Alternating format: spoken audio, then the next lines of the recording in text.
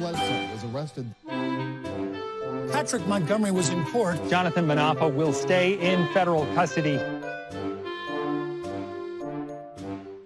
No, I don't take responsibility at all. Hey everyone, welcome to the show. So 51-year-old Arizona resident and Navy veteran Jacob Zerkle traveled to D.C. with his brother. They walked to the Capitol with members of the Proud Boys. So this was hours before Donald Trump's speech ended. But Zerkle told the FBI he and his brother split off from the Proud Bigots, and this was prior to the attack on the officers at Peace Circle.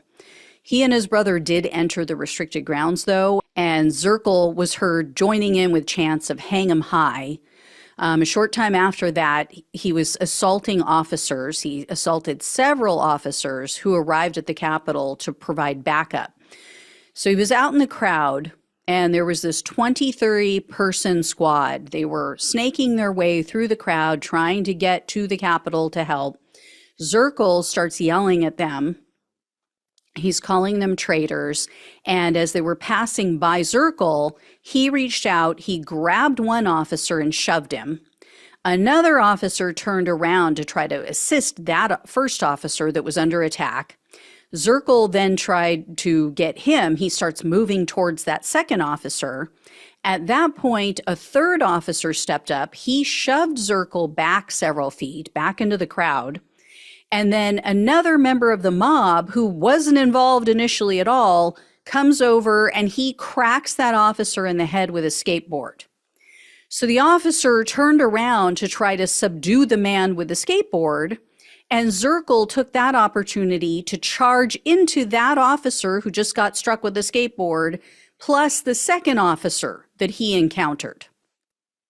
Then Zerkle grabbed this and shoved the second officer. And then the third officer stepped in again, and he pushed Zerkle back again into the crowd. But Zerkle still didn't stop. He kept coming. So he charged at the two officers again, and he threw his full weight into them. He was leading with his shoulder, kind of, put his shoulder down and just charged into them. So the second officer finally managed to grab Zerkle. They said he spun him around, grabbed him by the back of his collar on his jacket, and then he forcefully shoved Zerkle back into the crowd. So at that point, Zerkle went back to screaming. He's still screaming at them, calling them traitors. And so the police, because this got everybody else riled up, everybody around them started wondering what was going on, and they're thinking the police were being aggressive. So the police are surrounded at this point. So they formed this defensive circle. They're all facing outward, looking for what's coming at them next. So eventually the police units tries to start moving again. They try to start moving toward the building. And so Zerkle was seen on video. He joined in with other people in the mob. They were blocking them by pushing against the officers. So they were pushing on them on all sides so that they couldn't move forward and they couldn't move back. They couldn't even retreat. So Zerkle was seen once again, lowered his shoulder, pushing all of his weight into these officers. Now, they were eventually finally able to break free because the police from the Capitol deployed non-lethal munitions. So that broke people up. So for all of these idiots out there who don't actually know what happened to the Capitol that day, but they believe all this nonsense on right-wing media, no, they were deploying flashbangs and rubber bullets and things like that because of incidents like this. Even if you were there, you may not have known. You couldn't see everything that was going on. The Capitol grounds are enormous. So for someone to say, oh, I was there, I know what happened. No, you don't. You know what happened within your field of vision. You know what happened around you. You don't know what was happening, halfway across the Capitol grounds or on the other side of the building. You don't know shit. So anyway, following the Capitol attack, the FBI went and visited Zerkle. He, of course, downplayed his actions on January 6th. He admitted to being at the Capitol and being, quote, very, very vocal, and I was not nice. but he claimed that he was pushed into the officers and, quote, after that, I was just trying to protect myself, and I probably did some dumb stuff. I was just, I don't know, must have gone into, flight or fight or whatever you call it. Zerkle also said something that made absolutely no sense. He told the agents, quote, I wasn't going to protest the election. I was going down there about election integrity. I was concerned about the elections in our country because of how everything felt here in Arizona. Really? That is a distinction without a difference. So Zerkle was arrested on March 15th of 2022, and he was charged with 3 counts of assaulting officers, civil disorder, entering a restricted building or grounds, 2 counts of disorderly conduct, and parading or demonstrating in a Capitol building.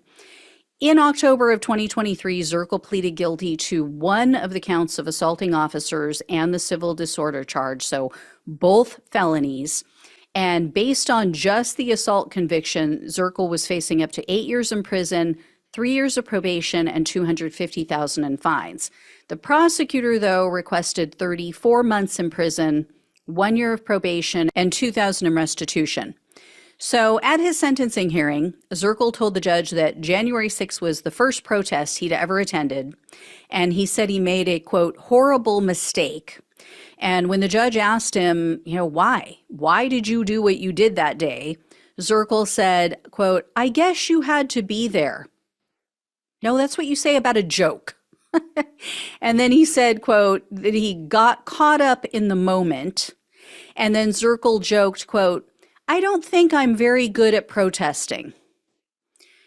Anyway, U.S. District Judge Reggie Walton presided over Zerkle's case, and at the sentencing hearing, he said Zerkle riled up people in his vicinity.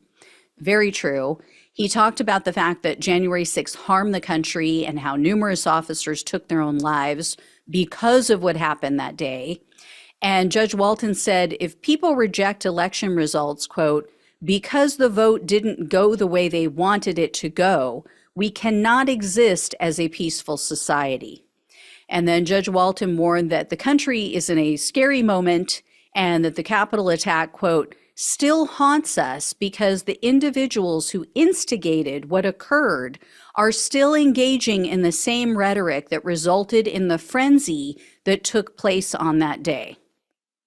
And then he got in a little dig at Donald Trump. He said, at least Al Gore, quote, was a man about it. Meaning when he lost, he, accepted the results. And in the end, Zerkle was sentenced to 2 years in prison, 3 years of probation, and $2,000 in restitution. Decent, but I think he deserved more time considering he was the aggressor against numerous officers. I'm sorry. 2 years isn't going to cut it for assaulting 3 different officers multiple times. And you keep coming at them. I just think it's way too weak. So, great speech that this judge gave, but yeah, his words don't match the sentencing. And this is a tough judge. This is by far not a Trump judge. So again, as I've been saying on so many of these lately, I'm shocked. I'm surprised. I don't know what's going on. Something in the water with these judges. All right. I will let you all know if I hear any more about this guy. Thank you all so much for watching and listening. Please like, please share, and subscribe to the channel. Please donate if you can. Love you all. Take care. Talk with you soon.